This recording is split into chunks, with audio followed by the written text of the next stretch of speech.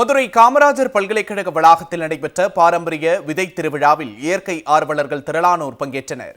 தென் மாவட்ட இயற்கை விவசாயிகள் கூட்டமைப்பு மற்றும் மதுரை காமராஜர் பல்கலைக்கழக தொடர்பியல் துறை இணைந்து 2024 விதை திருவிழாவை மதுரை காமராஜர் பல்கலைக்கழக வளாகத்தில் உள்ள ரூசோ அரங்கில் நடத்தினர். இதில் 200க்கும் மேற்பட்ட ஸ்டால்கள் அமைக்கப்பட்டு அதில் 12,000 வகையிலான நெல், 150 வகையான காய்கறி விதைகள், 600 வகையான கிழங்கு வகை விதைகள் மற்றும் இயற்கை முறையில் தயாரிக்கப்பட்ட ஊதுபத்தி, சாம்பிராணி உட்பட பொருட்கள் இடம்பெற்றிருந்தன. இதனை 3000க்கும் மேற்பட்ட விவசாயிகள், பொதுமக்கள், கல்லூரி மாணவர்கள் பங்கேற்று ஆர்வத்துடன் விதைகளை வாங்கிச் சென்றனர்.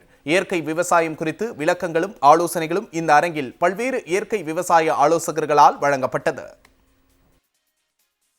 கிட்டத்தட்ட ஒரு 7 வருஷமா இயற்கை விவசாயம், அதுவும் பாரம்பரிய நெல்லில் பண்றேன். இது வரைக்கும் 18 வகையான நெல் ரகங்கள் பண்றேன்.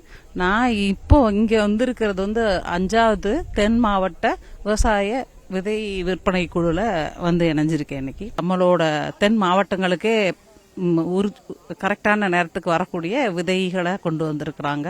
இதுல கலந்துக்கும் போது ரொம்ப தெளிவு கிடைக்குது மனசுல. தென் மாவட்ட இயற்கை விவசாயிகள் சங்கம்லாம் சேர்ந்து இணைந்து இந்த திருமங்கலம், பேரையூர், கள்ளிக்குடி தாலுகாவில் இருக்கிறவங்களெல்லாம் அந்த விவசாயிகளை இணைச்சு நம்ம பாரம்பரிய விதைகளை பெருக்கி நம்ம பழைய விவசாயம் என்னவோ அதை நம்ம உற்பத்தி செஞ்சு மக்கள்கிட்ட கொண்டுட்டு போய் சேர்க்கிற வேலைகளை பார்த்துட்டு இருக்கிறோம். இப்போ இது தொடர்ந்து நம்ம 5வது வருஷம் இதை செஞ்சுட்டு இருக்கிறோம். இங்கே நம்ம விவசாயிகளுக்கு இலவசமாக நம்ம நாட்டு விதைகள் கொடுக்குறோம். புதுசாக விவசாயிகள் உள்ள வர்றாங்க.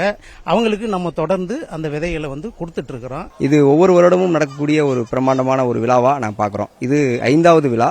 இதில் 12,000 வகையான நெல், ஒரு 600 வகையான ஒரு 150 வகையான காய்கறி, ஒரு 600 வகையான கிழங்குகள், இப்படி பாரம்பரியமான விஷயங்களை இந்த பகுதியில் உள்ள விஷயங்களுக்கு நாங்கள் இந்த பாரம்பரிய விஷயங்கள் கொடுக்கும். ஏன்னா நம்ம பகுதி என்பது ஒரு பாரம்பரியமான இவ்வளவு காய்கறி பன்மொழி சூழல் என்பது இருக்குது.